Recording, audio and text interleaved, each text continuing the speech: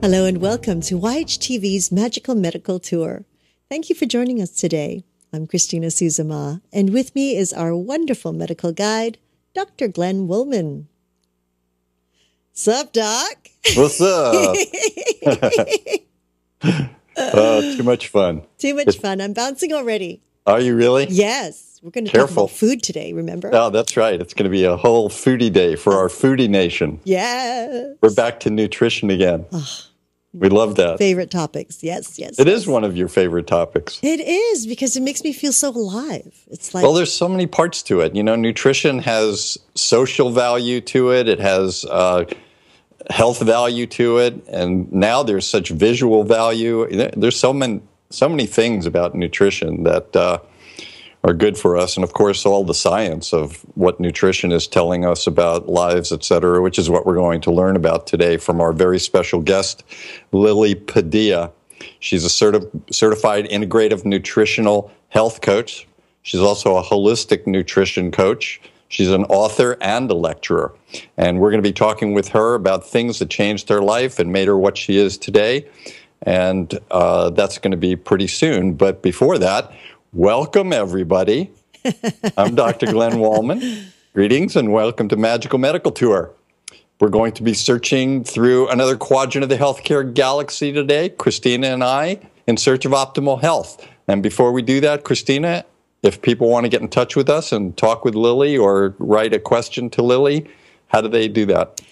Thank you, Glenn. So at any time during this show, you can feel free to ask a question or make a comment simply by scrolling down on your screen and typing it into the comment box. And if you're listening to this on one of your devices as a podcast, that's fine too. All you have to do is just give us a call at 818-LETS-TALK, 818-LETS-TALK. And be sure to leave your contact information back. And again, we are always thrilled to get any questions and comments, and we will be sure to share it with our guest and have them answer you, or with Dr. Woolman or anyone over here. So always love to hear from you. Thanks, Doc. Oh, you're quite welcome. This is going to be good today. You know, we talk about how things change our lives. When things happen, sometimes many people look at them as lessons and they make changes because of that. Other times people just assume it's just part of life and move on. Today we have, as I said, Lily Padilla, who had what I consider a lesson to be learned, and she has clearly learned it, and that's what we're going to talk about today. So without further ado, I'd like to introduce our audience to Lily Padilla. Greetings, Lily. Well, thank you, Doctor, and thank you for having me here. It's a pleasure. So, Lily, as the medical guide, I like to tell all of our audience kind of where we're going to go today. So we're going to learn a little bit about your background and what you did in life, and then some amazing things happened to you which changed your life, and that's really where we're going to be focusing our energy, is where the changes occurred, why the changes occur, how they changed, and what you are doing today that's making a difference for yourself and everyone that comes in contact with you. Is that all right? That's perfect. Thank you. Excellent. So a few quick questions that I'd like to find out. Where were you born? I was born in Bogota, Colombia, in South America. And how long did you live there? I lived part of my teenage years, and then I moved to Florida, and then I moved over here to study. What part of Florida? I lived in Florida for a long time. Fort Lauderdale. My family lives there now. Yeah. I don't know if I'm allowed to say that, but part of my family lives there now too. Yeah. We'll have to go back and visit our families together. That's right. And did you ever find any good food in Florida? You know what? It all depends what we call good food. You're talking about just taste or nutrition? Oranges? Oranges? Oranges, yeah. No, actually, there are some good places in Florida where you can find good food too. Okay, we may have to cover that because I want to tell my family some places to eat. Absolutely. Great. So you came over here and you had a career as a graphic designer.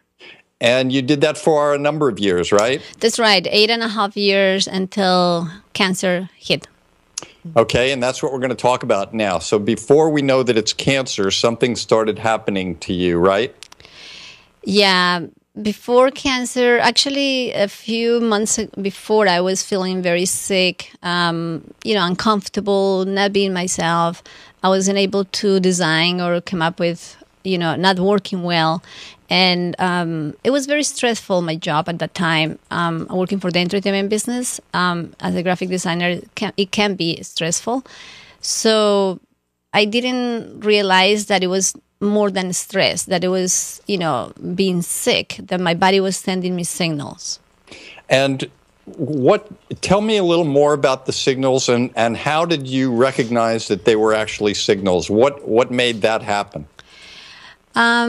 Probably the major noticeable thing for me was when I started bleeding, out of my period, not with my period, but I was just bleeding here and there once in a while. And I was feeling very bloated, sad once in a while, like I wasn't being myself. But the major thing was I couldn't sleep. I was very stressed out and irritable, and I couldn't sleep. So the body was like telling me, this bloatiness, blood once in a while. I was like, what's going on? Something is going on with my body. And I told my sister, because she's a nurse, anesthesiologist, and anesthetist, and I realized that something was more than that. I had rashes, and she told me that might be fungus, Lily, that you have in your skin. And I was like, and what it means? I was very ignorant, doctor. I had to tell you this. I was very ignorant about the body and about health. I think that's very important, especially as we move forward. But many people have these kinds of symptoms and not feeling well. What was it that finally made you go to get it checked out? I actually started going to the doctor, and the doctor couldn't figure it out. He was like, maybe it's just the stress and, things like that. But then the bloatiness was so much and started become like painful. And the bleeding scared me. Every time I was seeing little bits of blood here and there, I was like, why am I bleeding? This is not normal. And my sister told me the same. She's like, you need to go back to the doctor. You need to let them know what's going on, and maybe request a test, because if they are not sending you for tests, that's not okay. So I started pushing a little bit and asking questions, and then I became interested. Why they don't offer me this test or the other? Like, no, your insurance wouldn't pay for this, or your insurance if you're not sick. I was like, but I'm sick. I feel something. So with the help of my sister and learning the system, which was what the major thing for me was, learning that there is a system out there in the medical world and with the insurance, then I got to be sent to a specialist for cancer. And first for the test, a CT scan. It was an ultrasound first, and then the CT, but they forgot one thing, which was the CA-125 CA-125 is a blood test that sometimes will show positive results for ovarian cancer and a few other things. Correct? That's correct. Yes. Okay. I didn't know about it until my sister said, but she has this bloatiness. Wouldn't it be good if they saw a little thing in the CT scan, and now in the CT and the ultrasound. The CT didn't show anything, and the ultrasound showed a little thing, but it was very, very small, and so that's why they thought it was not ovarian cancer. I assume, I don't know, but not taking the test was actually crucial, because of that, I waited longer, and they waited longer to send me to the specialist and to other things. And so the tumor was growing. So we didn't even know that it was a tumor yet, but it turns out that it was. But before you talk about that a little bit, tell us about what you learned about the system, because I think that will be important for other people to know about, because lots of people have signs and symptoms. Lots of people are stressed. Lots of people don't necessarily have a sister who's a nurse, anesthetist. So what is it about the system that you want to tell us that might be helpful? most likely that you need to be on top of it. Okay. You need to be on top of the results and not just wait. Well, if they haven't called me, then I'll just wait. No, if I would have done that, I was probably not alive at this moment. I don't know. But I didn't know either that I was cancer or there was ovarian cancer, but the intuition was telling me I need to call and find out. So I kept calling, and they sent me to one place, and then they told me, no, the other one is not going to be, we don't know the results until your doctor calls you. So I called the doctor. Doctor, can you call them back? Being on top of things definitely helps, and being proactive. That's kind of like the major thing, that the system is not going to move for you. You need to move if you want to find out what's going on. That's a great thing to learn. We've interviewed a number of people that have had cancer, and we're interviewing someone now, Scott Spalding, who is going through a diagnosis right now, and we've had some interviews with him and a number of other people, and they all talk about being on top of it and being proactive. Also having a support system a little bit, right? That's right. Absolutely. And most of my life, I've been a reader and an intellectual person, that I read quite a bit, and I have... I research quite a bit. And so I started doing research and learning, how the system works. And I realized this is not going to happen if I don't push it. I know that it was not at the moment, the doctors or even the nurses might have felt a little bit, because I was very persistent. So persistence is the word right there. Oh, beautiful. So still, you went through all these tests and everything, and nobody was saying to you, Lily, come in here quickly. We have to start you on chemotherapy and radiation, and we have to do surgery. Nobody was telling you that, were they? No, because the tests, according to some of the doctors, were not showing 100% what it was at the beginning. So they took it very easy, and they sent me to see the head of the cancer department of a big hospital in LA, and I assumed, well, he's the head of the cancer department, and so did my sister. And so we were like very, very excited to see him. And yeah, he saw me. He did a very thrilled test. And he told me, Lily, I think that is 0.2% that is a cancer. I think that you will be okay. So I was like, wow, this is good. It's not cancer. He is saying that, so it's not cancer. And my sister was jumping, and everybody was like, okay, so it might be just a cyst or something like that. I'm going on vacation, Lily, and when I come back, I'll see you. I was like, okay. I felt much better after he said that. But then again, the same day at nighttime, I was bloated and I was bleeding. And I started feeling like really a deep sadness, like something was not right inside me. So I thought, okay, if something is not right, why he said that? What is it? So we waited a few weeks, but by the time he came back from vacation, I was overly bloated. I couldn't eat. I was very weak. And I was bleeding really bad. But the worst thing was that I was losing weight per day, really bad. I was losing all my weight. I lost over 20 pounds. So I remember that, and I feel sad because I was like shrinking down and feeling really weak. Even food didn't attract me, although I know that I was craving sweets. I was craving quite a bit of sweets. That was the only thing that I wanted to eat. And my sister was very, very upset. She was like, something is wrong. You cannot lose weight this much. So we prepared everything. We really insisted with the insurance to see the doctor as soon as he got in. The nurses and everybody helped us at that moment. They saw that something was wrong. And when he got in, he knew that something was wrong with me.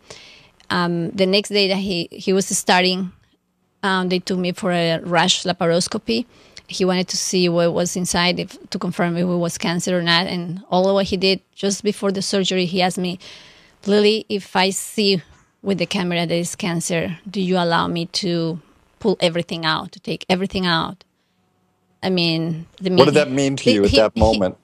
It meant that I was not able to have children, and that was very sad. And that was very sad because I was still able to have children, and I was in a relationship. So I was very sad, but at the same time, I say yes, of course. If you think if it's cancer and you think that that's the best, he says, if it's cancer, I think that we need to do it because it might be ovarian cancer. And so before he arrived, they took the CA-125. Finally, they took the CA-125 test because my bloatiness was exaggerated, and so my sister, she insisted on that too, and I insisted it. So by the time he came back, he says the numbers are high, and this is probably ovarian cancer. So I need, I would probably need to pull everything out, but I'm not sure yet. I have to go inside. Mm-hmm. So he went with the camera, and I entered. I remember always this. I entered surgery with a smile, thanking God. I said, whatever is going to happen, this is another experience in life. So show me the way. Show me the way. And I went into surgery. I'm sorry, I'm getting emotional, but I always get emotional in this moment. That's good. although I speak many times, I have spoken about this, but I think that being positive and just surrendering at that moment changed things. And instead of being in a small surgery or short surgery, it took many, many hours. My sister thought that I was probably dying or something because it took many, many hours. But what happened is that, the doctor went with the camera in, and so he decided, because he saw that it was ovarian cancer and that it was really big, he decided to cut me. But instead of cutting me like in this way, like horizontal, horizontal, they cut me vertical. Instead of the bikini incision. Yeah, exactly. So they cut me because he saw that he needed more space, and that probably that was the only way of pulling the tumor. But it was and he explained to me afterwards, because I said, why you didn't find it? How come you didn't touch the tumor before? Because he says, I don't feel any mass. That's why he said that it was not cancer. But the tumor was a very soft tissue that was moving. When he pulled his hand one side, it went to the other side and backwards. Mm-hmm. So he couldn't touch it. And I understood he's a human being, and we all humans, we do mistakes. So I was okay that I was alive. The surgery was brutal. Brutal. It was brutal because when he tried to pull the tumor out, the tumor broke in his hands. Mm. So it broke inside me. And he was, I guess, feeling guilty, or I don't know. He told me that he was feeling guilty, actually. But he says, I wash you. It took hours because I pulled everything out of you in that area and part of your stomach and your intestines, and I wash you. I didn't want any single cell, but cancer cell, to be inside you because it was contained. It was contained in the tumor, but unfortunately it broke because it was too big. Right. Just let me make sure of something. When you're saying they pulled everything out, it's really not that they removed it. They just moved it around so they could wash all around and make sure there were no cancer cells. So you didn't lose your stomach. They didn't remove your stomach or intestine. No. Okay. They just put it on the side, like he said. Sure. They put it on the side. They wash it really well, which I really appreciate. They wash me inside. Sure. They wash me inside. And it was funny because after I was, I was healing, my stomach was on the side. I was like not center anymore, they put more intestines on one side. And he said, I tried to do the best that I could. I always complain every time I was seeing him. He was like, look at this, I'm not center anymore. My stomach and my intestines are on one side. But he says with the years, it'll adjust. And it adjusted. Okay, so you came out of surgery. Yeah. Did you smile again? No, when I came out of surgery, I was not conscious, and when I was waking up in the room, the first thing I saw when I opened my eyes was my mother crying. So when I saw my mother crying, I was like, it was cancer, Right. It was cancer, but it was hard because it was the pain, and I was not feeling myself. I was like very, very weak. It took months. I'm sorry, I was just trying to drink the water. It took months for me. I was in this position like this because they cut me vertical, I was like this. I was like holding. I shrink down. I swear, I shrink down by being like that for months during the chemo, after the surgery, during the chemo, during the radiation, until I started doing yoga and certain exercises. Then I came back straight back again. It was very hard, but after the surgery, I was overwhelmed learning. Why learning? Because I talked to my family and my friends, and everybody was saying, what do you need? What do you want to do? Do you want to watch movies? I was like, do not bring me a movie, please. I was like, do not bring me a movie. I was working with that before. So, many of my coworkers, they visit me on a weekly basis. My family came from far away, from different places, from all over the area, because I have family everywhere, from Canada, from South America, from Europe. It was from everywhere. I received phone calls from Spain, from different places where we have family. So it was very I turned the other way. I was like, oh my God, all this love, all this compassion, I was like overwhelmed in certain areas, but then I decided I need to learn. I need to learn what happened to me. And I was very ignorant about the body. I told my sister, can I read your books and, medicine? And she was like, please, let me help you. So she started teaching me. I had probably over 250 books around me constantly. I read them all because I don't watch TV. I didn't want to watch movies. And then I realized, wow, look at what I have done to me. I didn't know that one can do such a detrimental damage to the body through not taking good care, good nutrition and nurturing the body, but instead forcing the body and putting it under stress, a constant stress. It was too much stress. It was not sleeping well, and I was going through a toxic relationship on top of everything else. So my body was toxic from junk foods, from not sleeping well, from not exercising, not doing any type of exercise at all. And on top of that, the toxic relationship didn't help. All right. So was it your family and friends and everyone else that helped you to gain this insight into yourself? Definitely the love and the compassion and seeing the interest for everybody. Doctor, I think that one doesn't realize how much love and how much people love you until you're sick. It was sad. I didn't realize that even my cousins loved me, that even my coworkers loved me that much, that compassion brings up this love and this energy from people that nurtures you.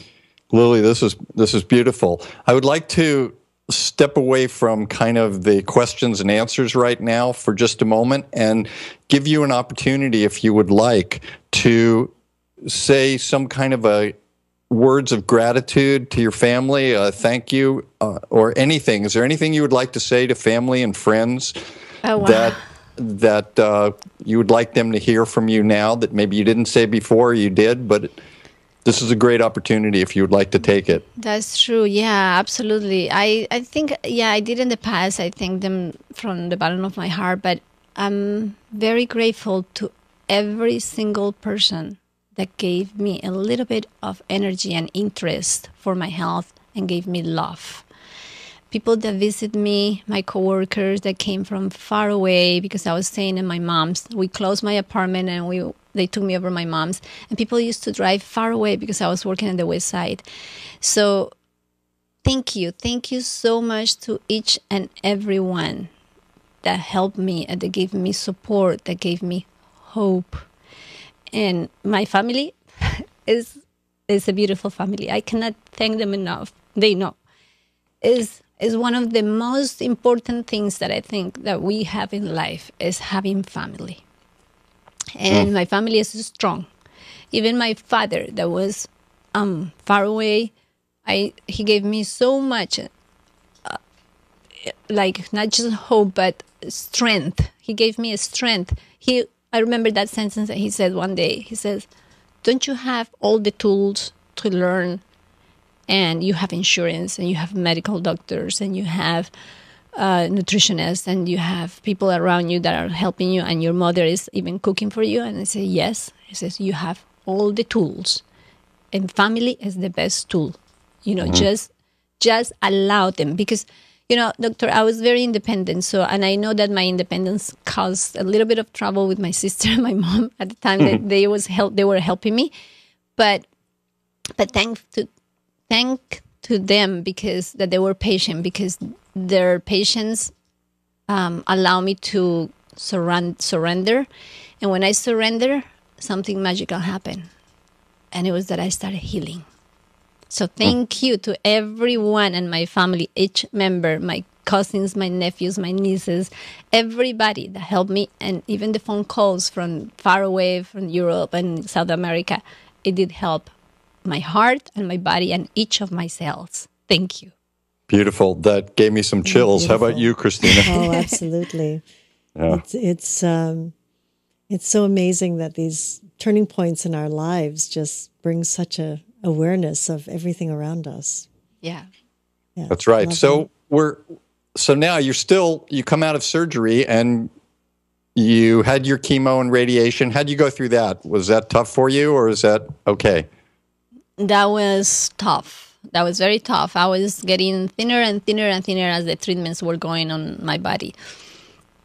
But I became very, how do I say this, very holistic in a way. I became more of a believer in meditation and yoga. And I was praying as well. But I think that what I had the most important thing was that I was with the chemo, meaning I learned so much how to deal with it. The first chemo was terrible because I was allergic to the drug and it almost killed me. My heart went to 150, I don't know how many seconds. And my sister that was with me, she was like, oh my God, she's allergic. She told the nurse, she's allergic. Look, her eyes and everything, my whole face was so red. So it was hard and I was very afraid of the chemo because of that. But afterwards, when they explained, no, we're going to change the medication. You're allergic to this medication. And I started doing meditations. I was always hooked. I was like listening to my meditations while I was having chemo. And it became easy. After a while, it became easy. And I was like, okay, this is a fluid that is going through my veins. And this fluid is going to help me and it's going to kill only bad cells. And I was kind of like nurturing my good cells and sending them good nutrition with good, superfoods and good nutritional habits. That's when it started because I was reading so much. I was having very good nutritional habits. And even in between chemos, I was having like more energy. It was something funny that after the second chemo, we came back to my sister's house where my mom was and I was. And I asked my sister, can I dance? And she looked at me and she says, what? I was like, I want to dance. Can we dance? Will you dance with me? And they put salsa and we started dancing. And so I was like, I'm going to be okay. I'm going to be alive. I want to live. And I think I've been learning so much and I know that rhythms are very important. So I think that music will be my to-go now. And my sister was like, yes, of course. What kind of music do you want? And, so I was listening to classical music, which is one of my favorites. And I was dancing salsa once in a while. So beautiful. I love this. So you're still a graphic designer at this moment. Right. That's true. I was still a graphic designer. And when I finished chemo, actually, I was finishing chemo and I was bald, no hair. Actually, my sister took some pictures. And one of the pictures I put in my book, I actually had the chemo and I was telling my sister, can we go to visit my office? I want to go back to work. And my sister was like, what? My coworkers did something very beautiful. They created a website for myself so that I could see what was happening in the office. Oh, nice. Yes. We were graphic designers and, tech people that at the time for me was the main thing. So I was in communication with them, and I said, I might go to visit this day, but I didn't tell them for sure. I just show up. My sister drove me, and everybody stopped working. I remember that day. Everybody stopped working, and they made a circle around me. And my boss came in. She says, "Why didn't you tell us that you were coming?" And I was totally bold. And I said, because I want to feel that I still have energy to work. I want to see how is it if I come back to work. And she told me, "You have your job, Lily. When you decide to come back, you can come back." So I told her, I think that I can come back when I start radiation, but maybe half time. And I did. The first day that I started to work, I didn't have the key. So I knocked on the door. And guess what? When they opened the door, 18 of my coworkers were bald, waiting for me. Wow. That's wonderful. I know, Wow. I know. I was like, oh my God. I didn't know if I should cry, laugh. And everybody's like, welcome back. So Oh my gosh. that's when I mean love. Love is so important. And that love, I will never forget it. Same with my family. They carried me, they drove me, they cared for me, they cooked for me, they did everything for me. So I think that I needed it to just be alive for them. Wow, that's fantastic. So you looked at, I'm curious as to, I run into this a lot as a medical guide. I see that people have bad habits and toxic relationships and things like that, but yet they don't change until something major happens, like a cancer or a heart attack or a stroke. What do you think it is about us as a species that we need to have something very serious happen to us before we realize that we need to change habits and become more holistic and nutritionally aware and less stress, etc.? I really think that is part of it is the system. We keep rolling. We keep busy. We keep rolling and we think this is going to be okay. And the other part of it is the quick fix. We were talking with Christina before the show about that. It's like the quick fix of I'll take the pill and the pill subsides the symptoms and then you don't have the symptoms for a while and then you feel like I have to keep going. So we don't pay attention to the signals, to the body signals. The symptoms are very important. They always talk. But I think that part of it is that as we all know, we are made out of cycles and everything in life is a cycle. So we keep cycling, we keep rolling. And that's a little dangerous when we don't observe ourselves. We should be observing ourselves. So you started observing yourself and you recognized that you had the bad habits and the relationships and things were abnormal and you wanted to make a change. How did you make the change and what took you in the direction of where you are now? Actually, I didn't notice it until I started reading about it. So many of those 250 books that I had around me were holistic nutrition books and were books from doctors like Dr. Mark Hyman, Dr. Joel Foreman, integrative doctors that they believe in the holistic world as well, but they are medical doctors. So, and Dr. Andrew Weil. So when I was reading about their books, I noticed wait, they are talking even stress, and I live in this stressful world, and wow, he's talking about sleep, and I barely sleep. Some weekends I kept going. We could work until 1:00, and I was in the office again at 9 a.m. So it was like my nights were very off rhythm. I was not sleeping the same time every night or at nighttime. So all these patterns and biological patterns, when they started talking in the books about biological patterns and biological rhythms, I was like, I'm off. And then I realized, and the food that I'm eating is garbage, is junk food. So I started thinking I need to slow down. I need to cook again. I need to eat well. So I told my mother, we're going to do this. So I started creating green soups. Mother, we're going to do this. And I was going to say, put 1 onion. 1 onion, Lily? It's like, yes, mother, 1 onion. She's like, okay. So we were putting all these things and creating all these soups. And my sister was like, are you going to eat that? I'm like, yep, I'm going to eat that. So I was getting the chemo, but I was getting all these very nutritional soups, especially, and green smoothies.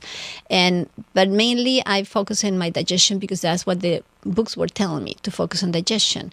And sure enough, when I focused on digestion, my body started having more energy. And now I started sleeping better.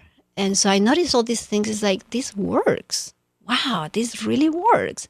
So I was making notes and telling my sister. I was keeping a log. And my sister was like, okay, mother, I want that soup. So we were like creating the soups for all of us. But I was having much better energy. And even the doctors told me, wow, your face looks different. Your energy is different. And I was like, yeah, I know. There were moments that the radiation took me back to the hospital and my immune system went to the floor and I was fighting. I was like, I'm not going to allow this to kick me. What can I do for my immune system? So I started researching more and more and more and reading more books and reading. And I went to take classes online. I was like, nope, I'm going to take even the class online because I cannot go to the school. So I took, online classes, nutritional classes, and introduction to nutrition. I was like, I already know this. I already know that. I already know this. And so my sister was like, you're going to become an expert. You're teaching me now. I was like, I don't know about that, but I feel like my immune system is coming back. And sure enough, with a lot of mushrooms and a lot of patience and good sleep and resting when I was tired, my immune system came back. And so I went to work fully again, full time. By the time I went to work full time, I was not interested in designing. They gave me an office by myself. They isolated me so that because I was at risk, my immune system, and they got it. I told them, I'm not sure that I can be with the group all the time, especially if somebody is sick.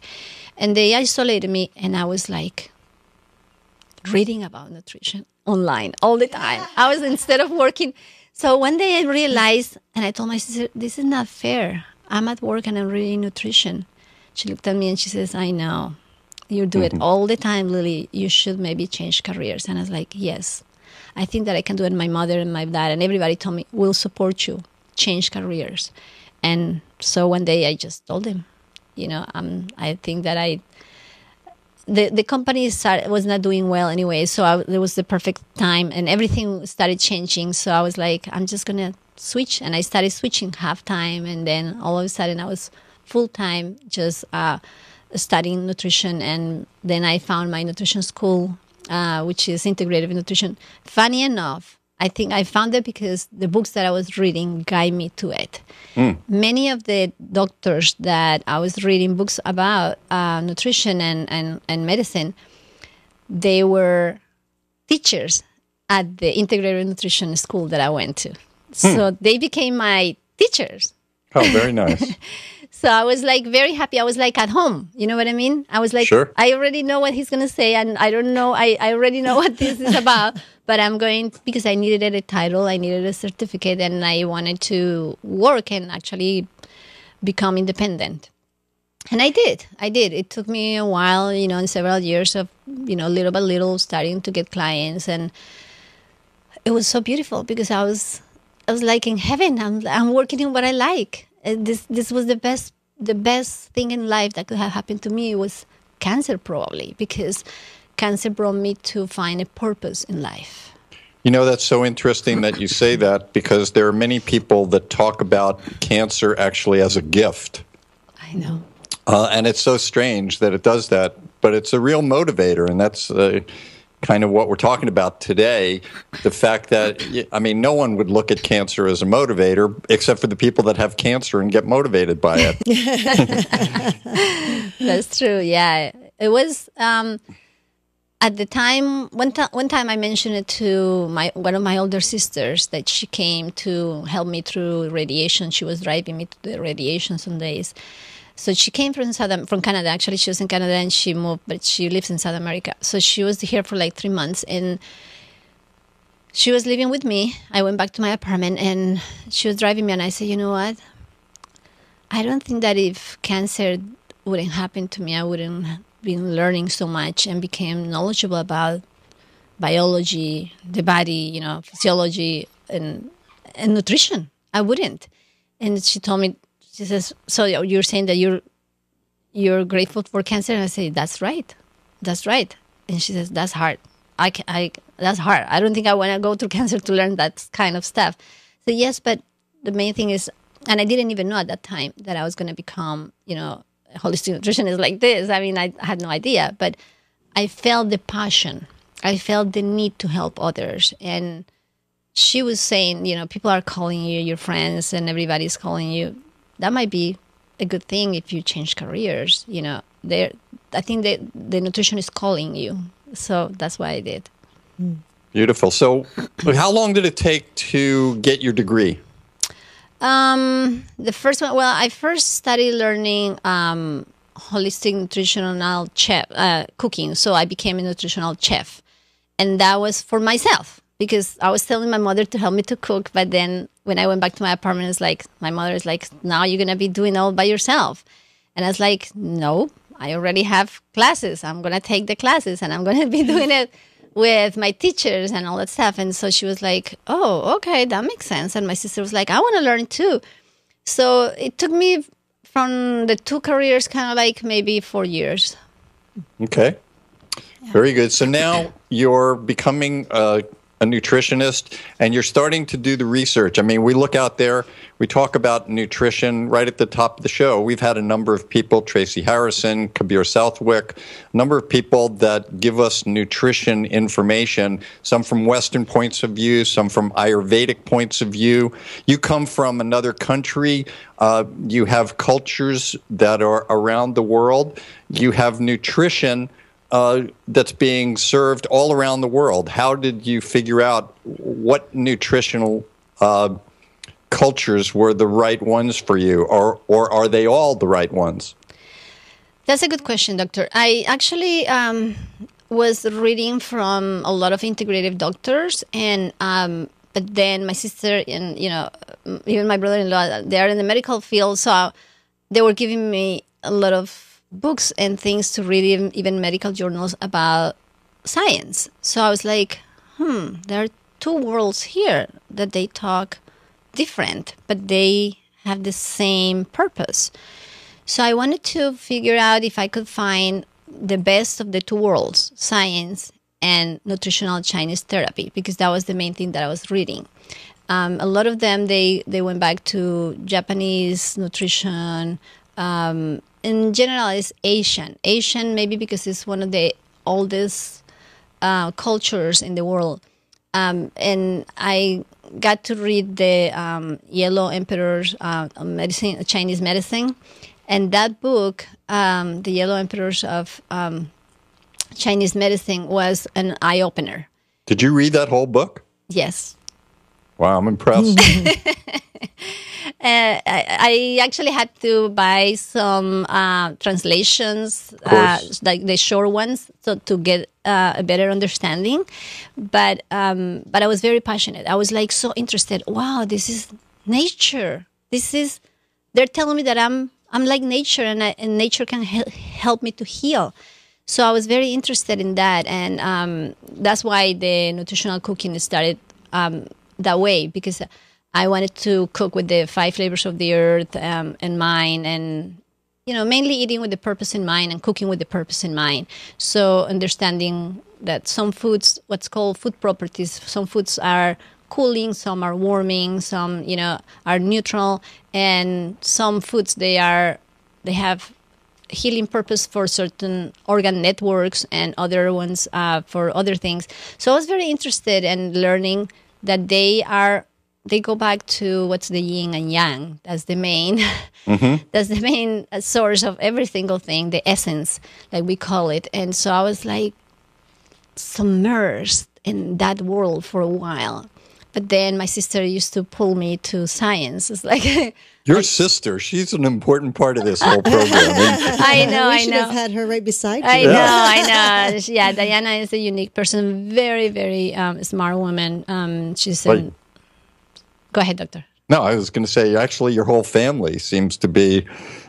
We need to hire your family out. Thank you. Yeah, no, but certainly because I was with them while I was going through the sickness. My brother-in-law, my sister, my mom, they were a huge part of that and the learning, because I had the books and I had somebody to ask, answer questions right beside me. And then, but they pull sources and they say, you can get answers here or read these medical journals.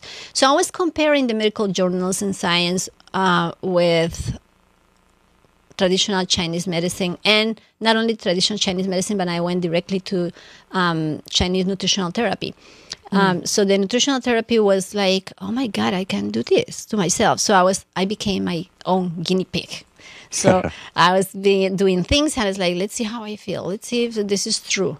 So I was actually confirming that that's true, that when we change the foods and we help the certain networks, the body starts working in rhythm again. I was looking for that rhythm that I lost throughout sickness and because of the chemotherapy. So I needed to bring myself back into balance, and I was very sure about that. I knew what I needed to do. So the nutritional therapy was the set point for that.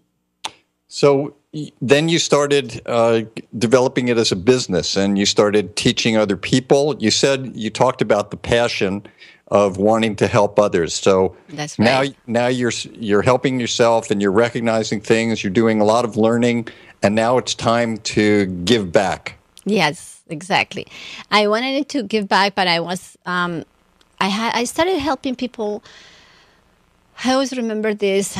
One of my friends called me one day and she says, this person that works for me has his mother in New York and she's going through ovarian cancer and she wants to talk to you. And I'm like, really?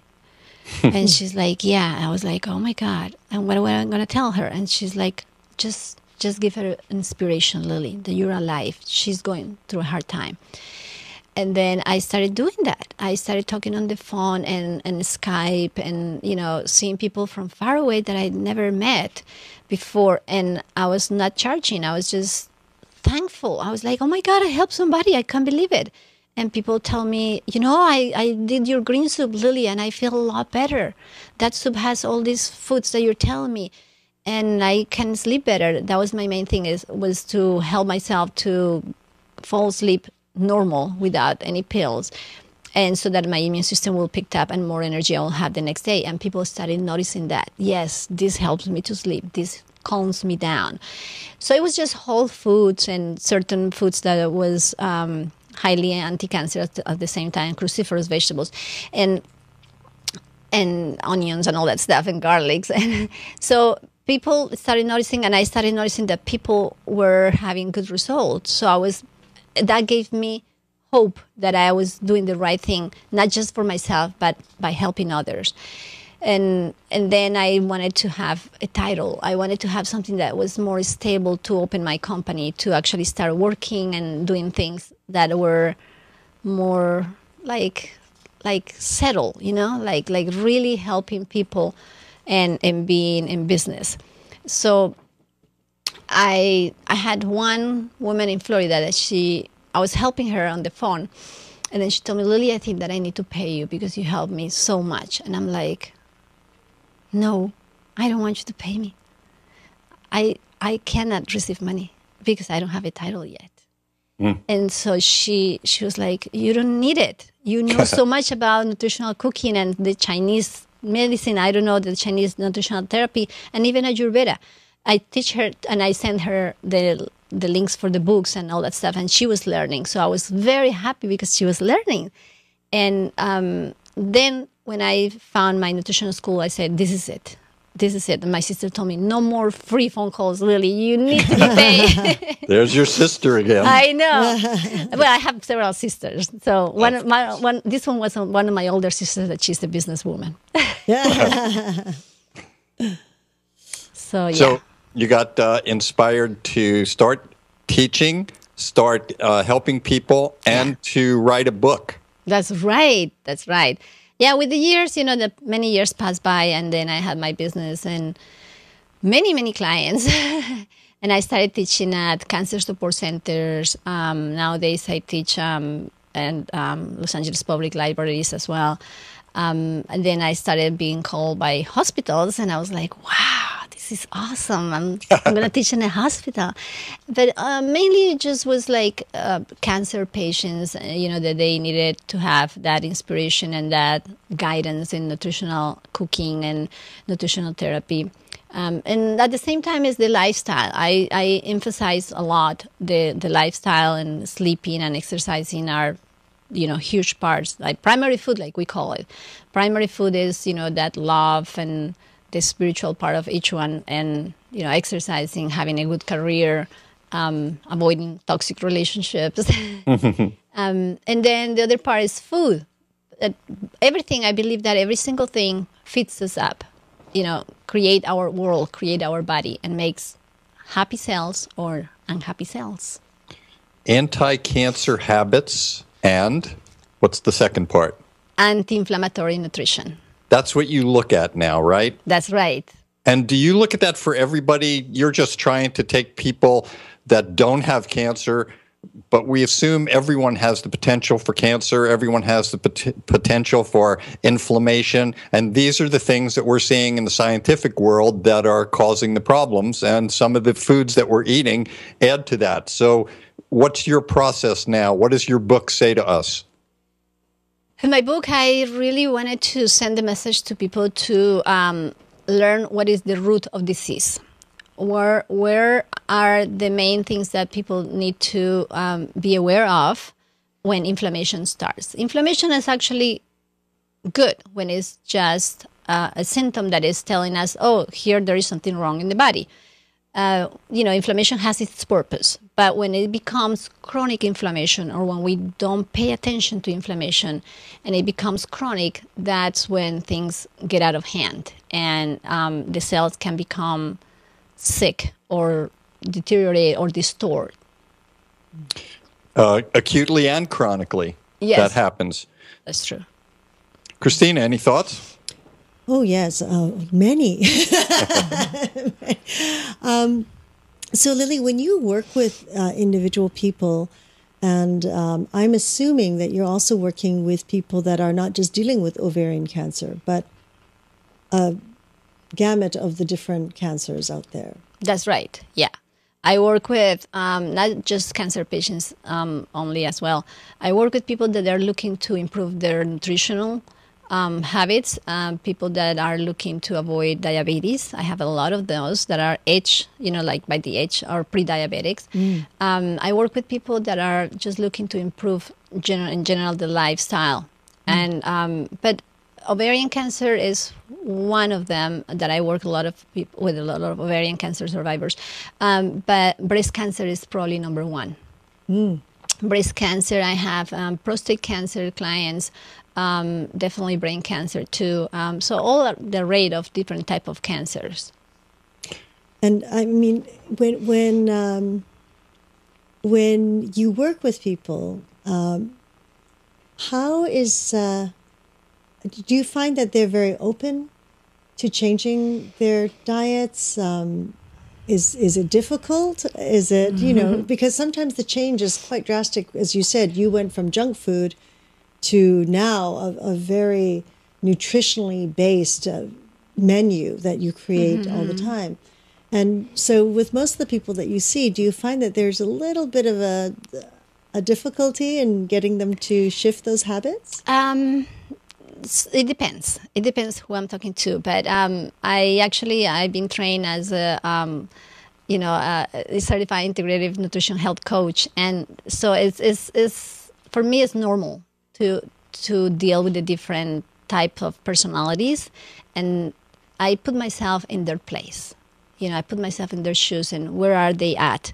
So everybody's in a different place. So I cannot say, there are some that are more difficult than others. There are some that are ready for the change. They even tell me, I'm ready for the change, just guide me. So it depends. Everybody is unique, I should say. And the bio-individuality makes it easy for me now to understand people and what are their needs and their goals. Everybody has a different goal. So I just need to listen to them and, create a path for every person, or, create something that is specific for their needs. When you talk about specific, we've mentioned, and you brought up just a few moments ago, Chinese nutrition and Ayurvedic. When you work with somebody and you go to an individual process, do you sometimes suggest one thing for someone's anti-cancer, anti-inflammation, and to another person something else? Or is it always, this is the anti-cancer, anti-inflammatory diet? Again, I think it depends on the individual, doctor. Everybody is different, but I center first in digestion. If the person needs a digestion to be balanced, or they need the microbiome to be back in balance, or they have IBS or inflammatory bowel disease, whatever it is, then I suggest differently. If somebody is having good digestion and I notice that the assimilation is very good, then I go on with the anti-inflammatory diet. I see. Just for our audience, although they probably know this from listening, the microbiome is essentially the collective group of organisms within the gut that help to protect us and digest things. It's part of the immune system, number of other parts to it, very unique to each person, and we're finding even more important in terms of health and obesity and disease. The microbiome is a focus that a lot of people are looking at right now. That's right. Continue. Well, it all depends on the person, but yeah, I do both the anti-inflammatory diet, and but in my anti-inflammatory diet is not just set on stone. It varies as well. It varies where the inflammation is in the body, and if the person, the age of the person, it depends on many things, because somebody that is over 55 years old or 60 years old will digest foods in a different way than somebody that is 18 years old. And somebody that has a different activity level, or somebody that is sitting all day long. It all depends. So I suggest not just the diet, but the lifestyle changes as well.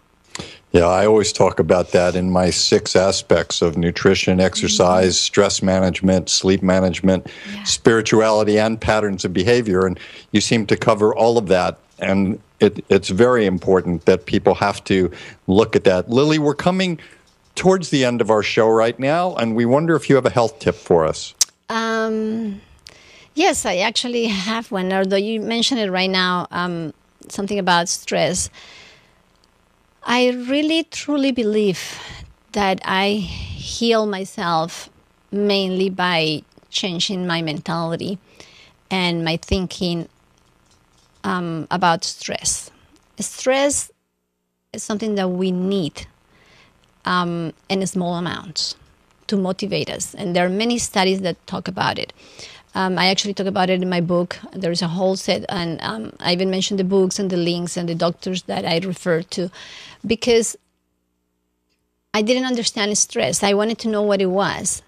And then I did a whole research about it, and I noticed that I was still stressed out more than what I needed it. So managing stress was one of the major things to, oh my God, like I'm so normal now. And I was not normal. I didn't know I was running at 100, miles per hour all the time. And we don't need to. We have biorhythms, and we have rhythms that are very, very important for stimulating the natural biorhythms in our body. So when we picked up that and we manage our nervous system, we help the immune system. So when I learned that the immune system, the nervous system keeps an alert, the immune system, I was like, I cannot do that. I have to calm down so that my immune system relax and can work and is not spending too much energy, because it spends energy. So I realized I needed it to do that. And that's probably what I can tell people is be aware of where are you at. How are you circulating on a daily basis? Are you moving at and running at 100 miles per hour? Or are you overstressed out when you're trying to fall asleep and you're thinking too much? That's not normal. So observe yourself, observe your nervous system, and help your immunity by calming down. Now, there are foods that help me to calm down. And if you guys use whole, pure, nutritional, organic foods, you will be much better off in managing stress than if you are not. Thank you for that. Christina, I love our health tip part of the show. That's why we always do a big year-end health tip conclusion, don't we? I know. That was so great, Lily. Thank you. In preparing for this show, I know you thought about a lot of things. Is there anything that came to mind that you wanted to mention to us and to our global audience that we did not get to speak about today? Probably that every single thing has an opposite in life, the yin and the yang. I didn't speak as much about it, but I mentioned it very quickly. And if you are upset, you can be happy. That if you are sad, you can be happy too. Probably look for that happiness, that inside light that you have, and it'll guide you. It'll guide you through whatever is happening in your life. But if you don't observe yourself and you don't find that light of, I'm upset, I can be happy. Choosing in between the two is the yin and the yang as well. So think about that. Every single thing in life has an opposite. Where are you? That's great. We interviewed Marilyn Tam, and she has written a book on the happiness choice. So that's great. Yes. We're very grateful. I just made me think I have some pretty smart ancestors, don't you think? Definitely. You're talking about the Portuguese, right? Okay. Well, I don't know. They were good sailors. No. But before anything else, Glenn, I would like to share with our audience the book that Lily has put out for all of us. Definitely. It's beautiful. And it's not a lengthy read, as you can see here. And she even has included some of her recipes at the back, which I am very excited to try. Some beautiful pictures of her foods. And mainly, you have to remember she's a graphic designer, so it's a beautiful book. and just in case any of our audience was concerned, in the book are the directions for Lily's green soup. With the onion. One of them. One of them. One of them. I have many, yeah. The cruciferous one, the cruciferous, yeah, that's right. I'm very grateful to our very special guest, Lily Padilla, an integrative and holistic nutritional chef and coach and author. I'm appreciative of all of my healers and my teachers for helping me on my journey, and I'm appreciative of Yoga Hub and Magical Medical Tour, Christina and Segovia, for helping to put on this show, and we're always appreciative of our global audience listening to this and spreading the word as we try and give more and more information to help people achieve optimal health as we search through many quadrants of the healthcare galaxy. So until next time, Lily, thank you so much for being with us and sharing some very emotional and personal things with us and guiding us and many people, and thanking your family for helping you to get through this, including your friends and everyone else. Look forward to getting together again on Magical Medical Tour, and until that time, I wish you all optimal health. Thank you so much for having me, Doctor. Thank you. Thank you so much, Lily. It's been wonderful, and it's...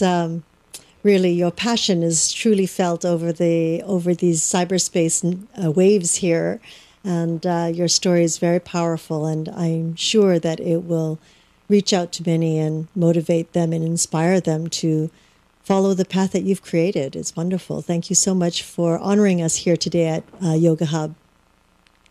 And of course, thank you so much, Dr. Glenn Woolman, for another great show. And we wish to thank each and every one of you for joining us in this new platform of education and information. We're grateful for your continuous support, and we look forward to hearing your feedback on how we can serve you better. If you would like to learn more about Lily Padilla, we invite you to visit her website, lilypadilla.com. And if you would like to connect with our Dr. Glenn Woolman, you can do so through his website, glennwoolman.com, where I do encourage you to learn about his metaphor square breath. Again, we are always grateful for any feedback, questions, comments that you might have. You can do so simply by scrolling down on the screen and typing it there. Now, just keep in mind, it doesn't matter if you are listening to this show a year from now, a couple months from now, we will be sure to get your message across to whomever it is for. Or if you're listening to it through a device, please give us a call at 818-LETS-TALK. 818-LETS-TALK. Until next time, we look forward to being with you again. Namaste.